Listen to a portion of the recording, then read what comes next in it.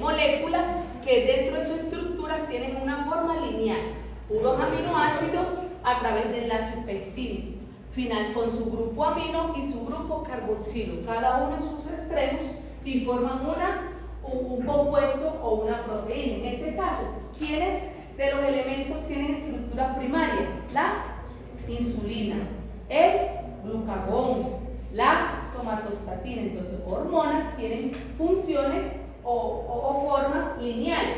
Si usted me dice la hemoglobina no, ella es cuaternaria. Pero si yo le quito las cadenas, si yo digo la cadena beta o la cadena alfa, ahí sí la forma de ella es lineal. Pero si yo estoy hablando de la hemoglobina que tiene mis 4 cadenas, ya eso es una molécula, es una estructura cuaternaria, ¿cierto? Si tuviera sola, ahí sí fuera lineal, una de ellas es lineal. Bien, sí. Vamos con las secundarias.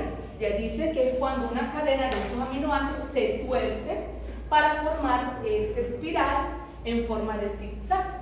Se produce por la formación de puentes de hidrógenos entre varios aminoácidos. Entre ellas está la queratina, ¿sí? La piel, las uñas, el colágeno. El colágeno también tiene esa estructura de hélice. Pero Bermúdez, tenía hambre, acaba de llegar a clase. Mi sagrado rostro. Estructura terciaria. Ya es una conformación espacial definida. Se dice que es cuando entre los aminoácidos que contienen azufre se forma un enlace disulfuro, como lo pueden observar, que está de color como naranjita. Dentro de ellos se tuercen, forman enlaces disulfuros para formar esa estructura terciaria, como la seda de las telarañas, principalmente tienen esa estructura terciaria. En cuanto a nosotros bioquímicamente, la estructura terciaria la tiene el tripsinógeno. El tripsinógeno, esa enzima la tiene de manera terciaria la estructura de ella. Terciaria es tripsinógeno. La mioglobina. La mioglobina también, la estructura es terciaria, la mioglobina. ¿Ok? Bien. Vamos por la última, que es ya la más completa o la más compleja, en donde forman agregados de péptido y se manifiestan en las proteínas de las fibras o las globulares, en este caso como la hemoglobina, los anticuerpos. Anticuerpos también tienen estructura cuaternaria. La proteína G, acordé, en el proceso de la señalización celular, ¿se acuerdan? La proteína G, ella también tiene estructura cuaternaria. Anticuerpos, nuestro ADN mitocondrial también tiene estructura cuaternaria. Y la hemoglobina, que es la más común. Bien, dentro de la clasificación de los aminoácidos, tenemos aminoácidos alifáticos, como son la glicina, la alanina, valina, leucina, isoleucina. Hidroaminoácidos, se comporta la serina y la trionina. Dicarboxílico y sus aminas, está el ácido aspartico, el ácido glutámico, la glutamina. Como básicos, la lisina, arginina, histamina. Y como aromático, la fenilalanina y tirosina. Tengo 2 más. Los azufrados me faltaban y los aminoácidos, como la prolina. Aquí está la clasificación de los aminoácidos, bien lindo. Aquí se los tengo clasificados según los alifáticos, como la glicina, alanina, leucina, con carga, en este caso está el aspartato, el glutamato. Sin carga, serina, aspargina y cisteína. Aromáticos, que tienen estos anillos, como la tiroxina, la treonina, esenciales, ¿ok? Dentro de ellos. Sin carga también hace parte la glutamina. Ahora vamos a lo que nos gusta a nosotros, metabolismo. Vuelvo y vuelvo. Vamos a los metabolismos de las proteínas. ¿Cuáles son las enzimas que participan en esta digestión? Sabemos que tenemos alimentos ricos en proteína. Que esos alimentos los podemos obtener en forma de ¿qué? Por ejemplo, algunos alimentos ricos en proteína. o sea, de origen animal, pero también hay de origen vegetal que nos pueden generar proteínas, ¿cierto? Pero el principal nutriente nosotros para consumir esas proteínas son de origen animal, ¿sí? Principalmente. Que nosotros las desnaturalizamos porque esas proteínas también las cocinamos, ¿no? Porque pues asamos nuestra carne, asamos nuestros pollitos, ¿cierto? Pero finalmente nuestro cuerpo siempre va a necesitar la unidad funcional para hacer las funciones que vimos ahorita. Entonces, todas esas proteínas que son complejas o que son polipéptidos, que están inmersas a ese componente o a esa carne que estamos consumiendo, tienen que pasar un proceso degradativo para formar lo que dijiste ahorita: dipéptido, tripéptido y finalmente el aminoácido, para que a través intestinal pueda hacer el transporte activo y pueda pasar a sangre, ¿sí? Ese aminoácido. Entonces, vamos aquí recapitulando. Nosotros de manera exógena aproximadamente al día podemos ingerir pues, proteínas en la dieta, aproximadamente 70 gramos al día, esto depende de la persona, el tipo de dieta que maneja. Y de manera endógena, ya en el metabolismo interno, síntesis hepática, ¿cierto? Más o menos son aproximadamente 140 gramos al día a través de las proteínas tisulares, que es el proceso de la degradación de él. Siempre, ya sea exógena y endógena, lo que buscamos es la unidad funcional.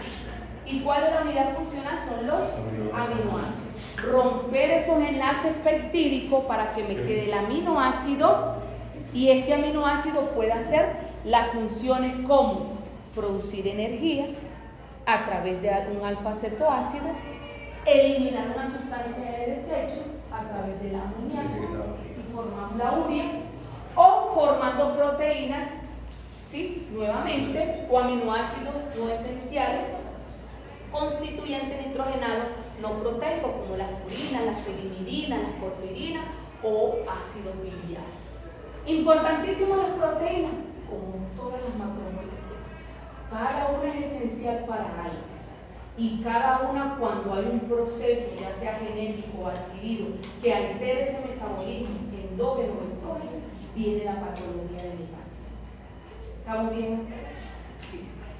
Aquí hay algo bien lindo, que es el proceso de transaminación y desaminación, porque una vez dentro del aminoácido hace estos procesos. Pero les voy a explicar este proceso bien bacano después que hablemos de las enzimas que participan en él. No se preocupen, que yo me devuelvo, sino que dice la de primero hablemos del metabolismo. Y ahorita sí que ya está el aminoácido dentro de tu cuerpo, hablamos de la transaminación y la desaminación. Por ahora, sigamos la digestión. En la digestión exógena, y lo hemos hablado en la clase 2 de bioquímica, cuando hicimos un resumen acá, ¿se acuerdan? Que la boca, el estómago, el páncreas, el intestino, y qué es lo que hace para formarse esos aminoácidos finalmente, producto de ese alimento exógeno que ingiere. Entonces, vamos a hacer un recordero. ¿Hay enzimas en la boca que participen o que comience el rompimiento de esos enlaces peptídicos? No. O sea que la digestión de las proteínas no empieza en la boca. En la boca lo que hay es el proceso, lo mismo. Degradación de rompimientos de moléculas para colocarla más pequeña, o sea, formar el bolo alimenticio. Pero que vayan a romper enlaces peptídicos, todavía no hay enzimas ahí. Vamos al estómago. Ahí sí. Comenzamos a mirar que en el estómago ya sabemos que tenemos un pH ácido. Hay mucha degradación de hidrógenos y hay células importantísimas. Recuerden muy bien, las células parietales y sus células principales. ¿Qué te produce las células principales? Las principales es el ácido clorhídrico, ¿no?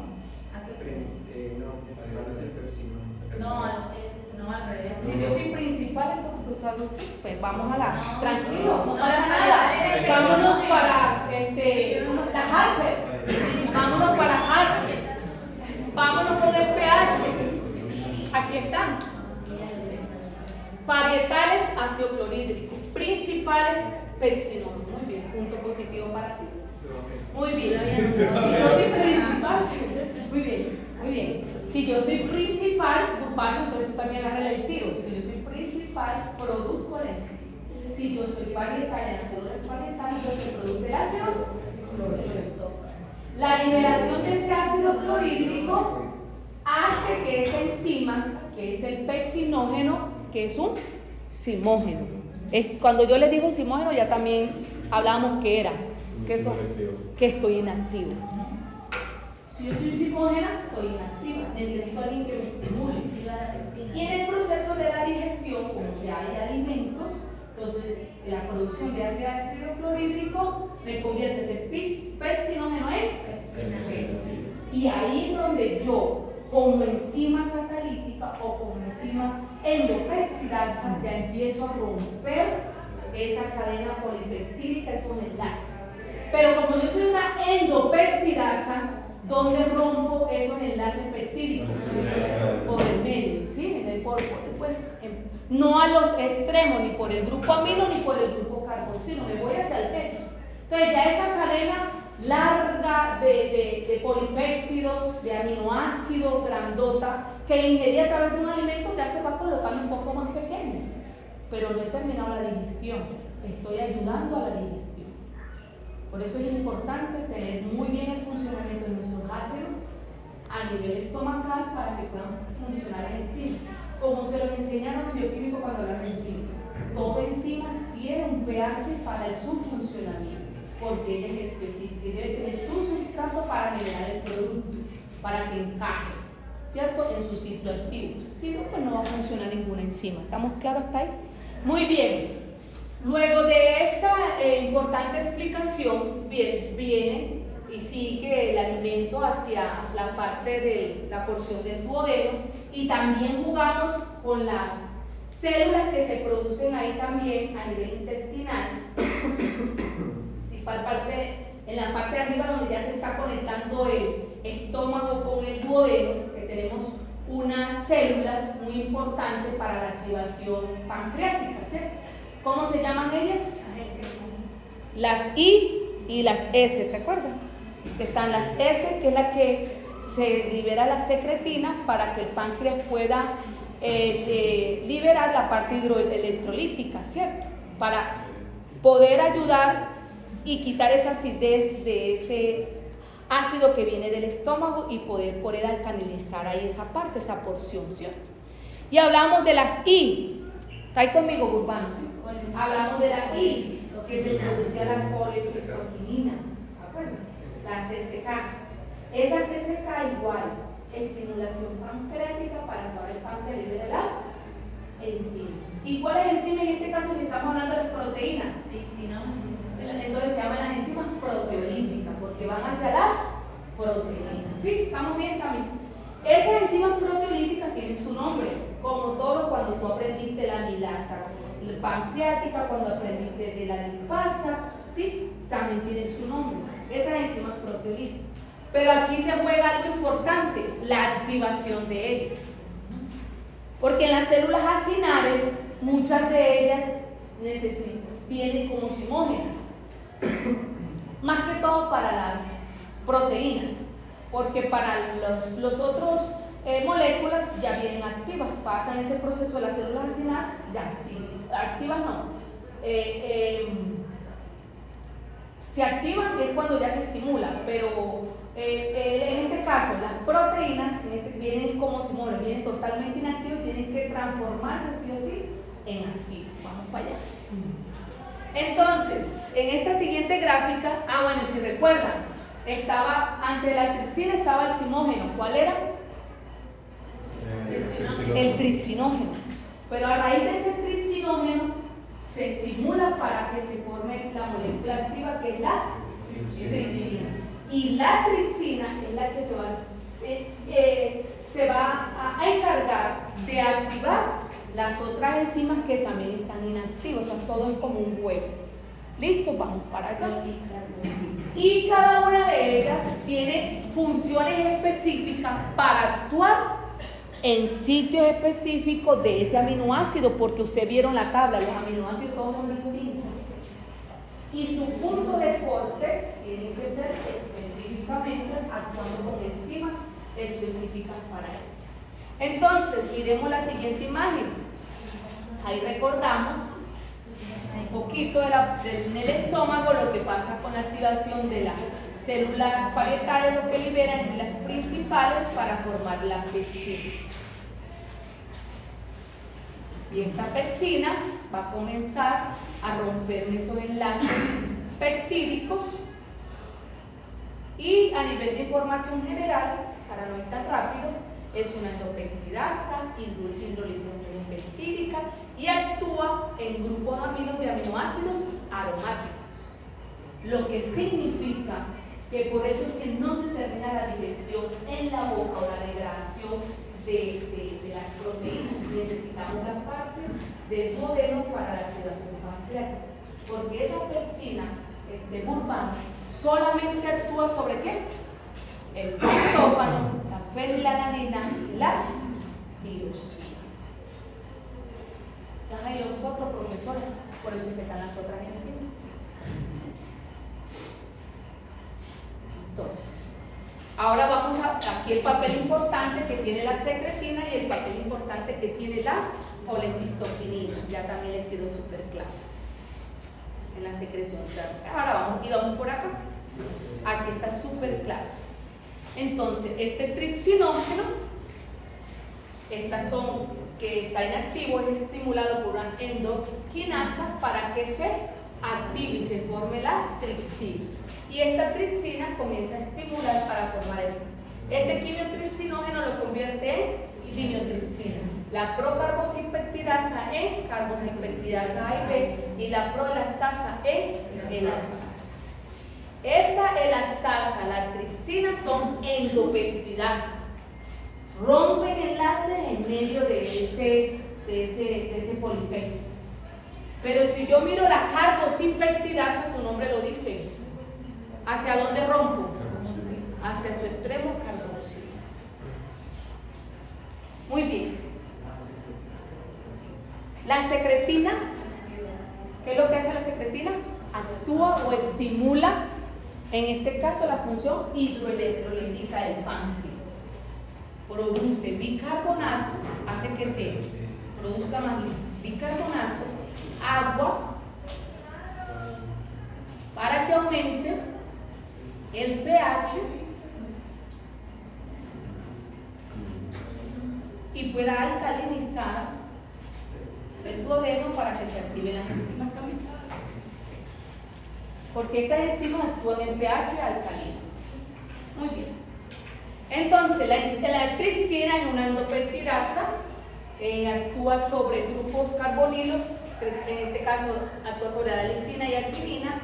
La quimiotripsina, también una endopeptidasa, sobre grupos carboxilos de la fenilalanina, tirosina y el triptófano, los aminoácidos. Y la carboxipeptidasa ya es una exopeptidasa, o sea, rompe hacia los extremos, elimina los restos de los carboxilos terminales de esa molécula. Bien, hasta ahí.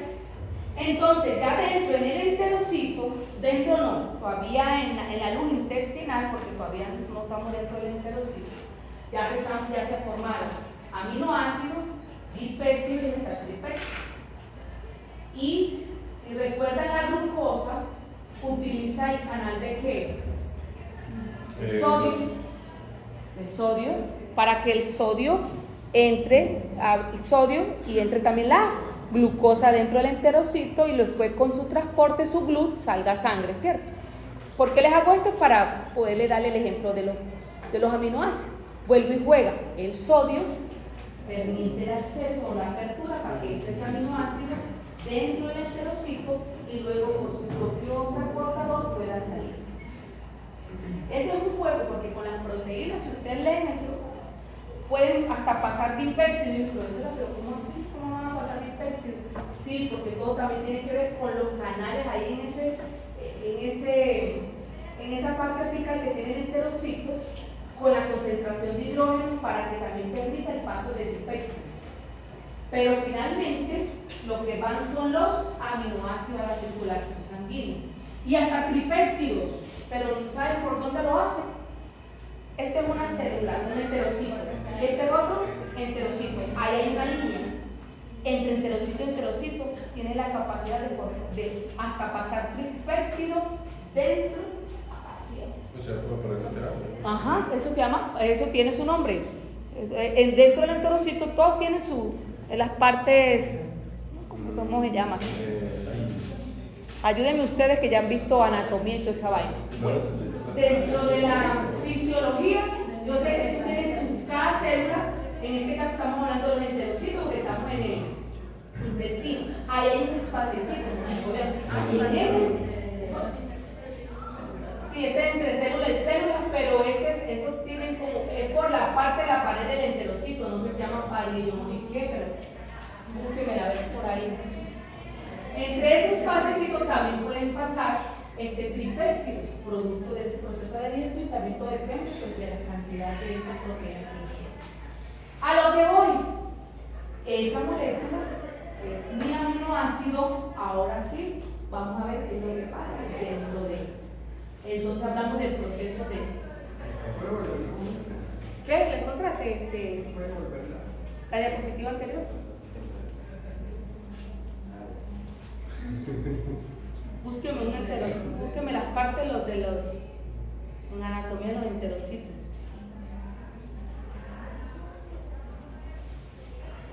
Se me fue. Bueno. Entonces, el mecanismo de transporte es a través de un mecanismo de transporte activo o difusión facilitada, ¿cierto?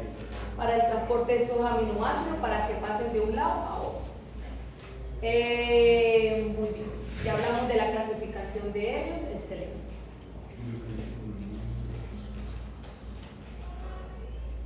Dice algo de aquí de la degradación de las proteínas endógenas. Las proteínas endógenas, cuando han cumplido su ciclo de vida, sufren alteraciones por compuestos tóxicos como los radicales, metales y se degradan, porque ellos también hay que hacer el proceso de degradación de ellos. El ciclo de vida depende del tipo de proteína, por ejemplo. Si las proteínas de vida media corta, pues ya lo vimos, hormonas, su vida media es corta. Los antígenos y de vida media larga, pues ya las proteínas que hacen parte de la estructura de la célula. Obviamente su degradación demora más. Ahora me devuelvo.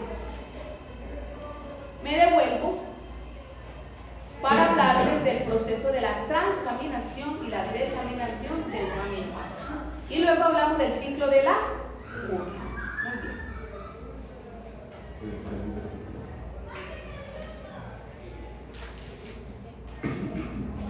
Ya hablamos de la parte exógena. Ahora vamos de la parte endógena. Aquí. Muy bien. Hablamos todo esto. Digestión y absorción para que finalmente nos queden los aminoácidos. Listo. Ahora vamos por este proceso, donde en estos aminoácidos se da la transaminación y la desaminación. ¿Conocen el concepto? ¿Ya lo tienen apropiado para ustedes? ¿Alguno no le queda alguna duda? Es un juego de transferencias. Si vemos un juego de transferencia o de eliminación, que es el juego que hace el cuerpo para poder eliminar ese exceso de nitrógeno. Pero quiero que lo que me interesa a mí, más que todo esto, es que a ustedes quede claro los procesos. Si usted me dice a mí que lo tiene claro, está bien. No espere estudiar para el parcial para que le quede claro. O me interpreta las preguntas que yo le decía, no será esto, será esta, si usted lo entiende aquí, va a ser mucho más fácil. ¿Listo? Bueno, transaminación y desaminación, ¿ya está seguro? El proceso, ¿qué es transaminar y qué es desaminar?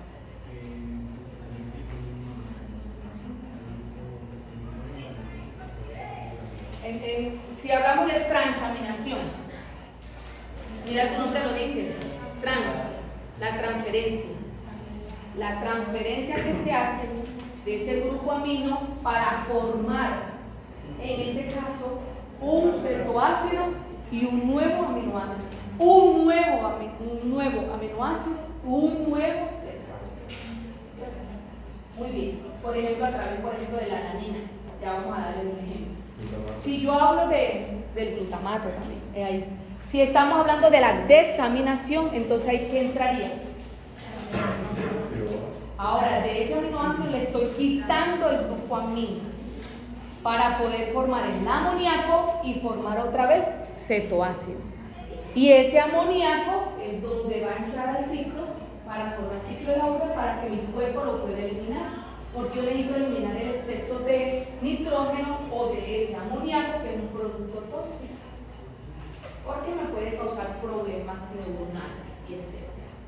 Estamos ahí bien. Mira, mono, te lo voy a explicar bien bonito acá con esta imagen que me encanta, porque yo soy de imágenes. Si vemos acá, estamos hablando de un aminoácido. Ahí está la alanina. Esta alanina tiene su grupo amino, y donde vemos a través de esta enzima alanina aminotransferasa, ahora que ya le hemos hablado a nivel ¿qué?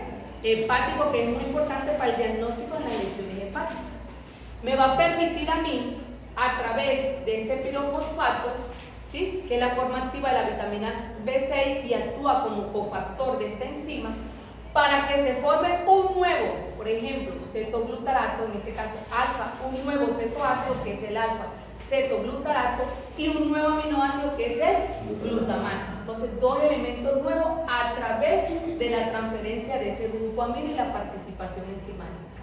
Esto lo hacemos en ¿dónde? Esta que parte de la célula. ¿Qué observan aquí? Citoplasma. Ajá, citosol.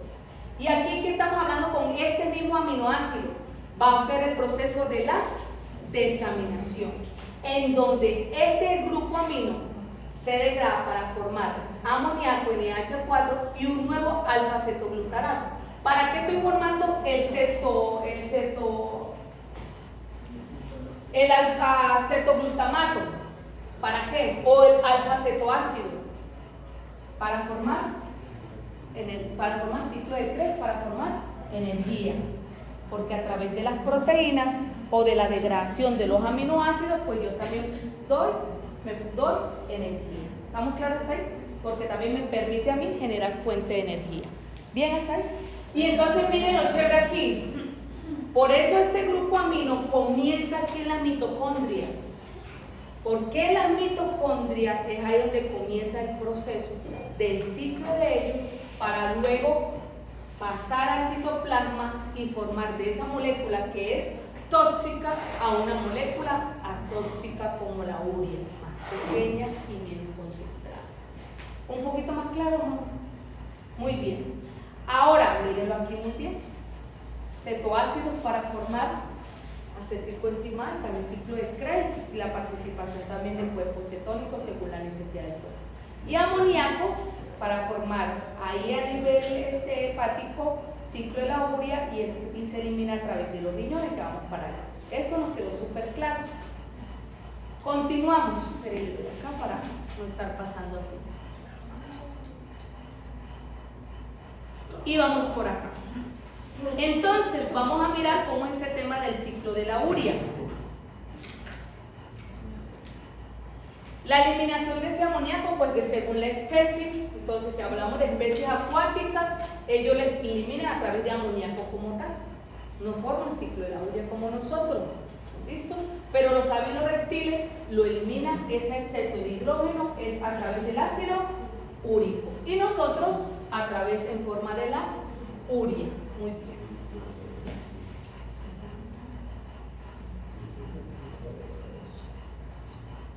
Muy bien. Y los procesos de naturalización de estas proteínas, pues depende de los factores, si le cambian esos factores, como la temperatura o cambios de pH. Muy bien. Y ahí es donde viene. Si un paciente tiene alguna alteración, ya sea genética, en ese proceso de sus proteínas, pues donde viene también la patología de un paciente. Aquí simplemente les estoy dando un ejemplo. La anemia falciforme, donde hay una mutación en la hemoglobina, donde la valina en vez de glutamato y los glóbulos rojos comienzan a formar en forma de luna los glóbulos rojos y ya el proceso del paciente. Entonces tienen que ver por alteraciones, en este caso de los aminoácidos, donde hay errores estructurales y ahí viene la patología del paciente. Esta ya la vimos, fibrosis quística, la proteína de conductancia de la fibrosis quística se ve afectada. ¿Sí? Si se ve afectada, es una proteína, en este caso estoy reflejando en mi paciente una patología como la fibrosis quística. ¿Bien hasta ahí? Listo. Vamos, otros errores por acumulación de proteínas mal pegadas. En este caso por la enfermedad del Alzheimer, por las placas beta amiloides y la enfermedad también de Parkinson. ¿Listo? Entonces vemos lo importante de estas proteínas en procesos y en patologías cuando están afectadas. Y ahora errores en el metabolismo proteico. Ahí es donde viene la parte de ustedes que van a llorar. Entonces, la enfermedad, si hablamos de un paciente que tiene homocistinuria, es porque la enzima afectada y el aminoácido afectado son los siguientes. Si hablamos de la enzima afectada, ¿cómo hablamos de la enzima? Cistationina, beta sintasa, y el aminoácido afectado en este caso para producir esa enfermedad se llama la metionina. En este caso los pacientes pueden cruzar por arteriosclerosis, ¿sí? Atrofia ocular, retraso mental, debido al mal funcionamiento de este aminoácido que es la metionina. Todo ese cuadro completito. Y son son 3. Porque ¿cuántos aminoácidos son? Lo es 20, imagínense. La cistationuria, en este caso la enzima afectada es la cistationasa y los aminoácidos comprometidos en esto es la metionina y la cisteína. Principalmente el paciente presenta retrasos mentales. La sulfocistenuria, en este caso la enzima es sulfitoxidasa, afectando todos los mismos aminoácidos, llevando al paciente a problemas, por ejemplo, de retrasos mentales. Casos muy comunes o que uno puede observar más por la fenilcetonuria, afectando la enzima fenilalanina hidrolasa y el aminoácido fenilalanina. La tirosinemia tipo 1, ahí está la enzima y el aminoácido afectado, la tiroxina. La tirosinemia tipo 2, a través de afectación de la enzima tiroxina aminotransferasa, afectando el mismo aminoácido. El 3, formando la calcanuria, ¿sí? Su aminoácido afectado, la homogentisato oxidasa, afectando la tirosina. Todos afectan el mismo aminoácido, pero diferentes enzimas. Muy bien. La enfermedad de jarabe de Arce, enzima deshidrogenasa, de cetoácido ramificado, ahí está porque es que nos enfermamos. La valina, leucina y las isolucinas son los aminoácidos afectados. Otro cuadro más. Sorpréndete, mono. ¿Qué más puedo hacer? Estoy triste, pero gozosa. Otros. Por ejemplo, acidemia propiónica. El proponil, coenzima A carboxilasa, afectando estos aminoácidos, pacientes con vómitos, cetoacidosis, neutropenias, trombocitopenias y retrasos mentales. Todos llegan a retrasos mentales porque solamente son aminoácidos esenciales.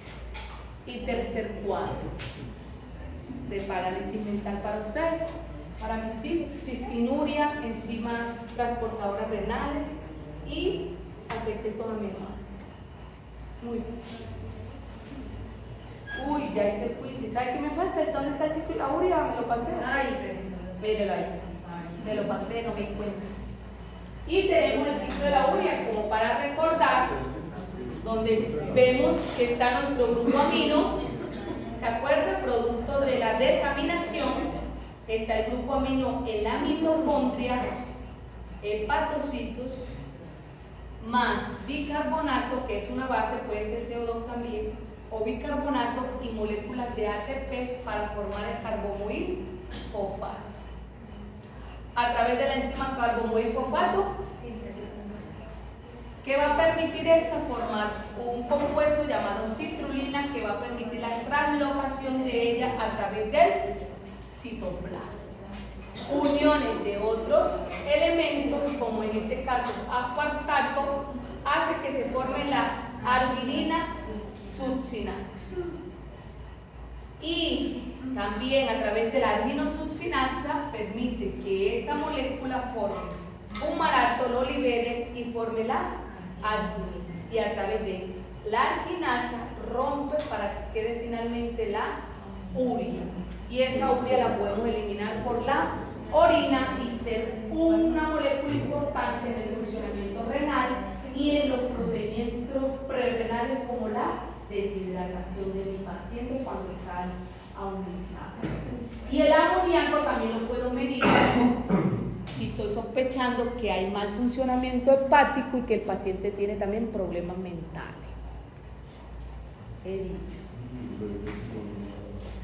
Camila, ¿cómo quiere que veo el ojo? Y ya te dice el quiz, sí, y ya se puede ir.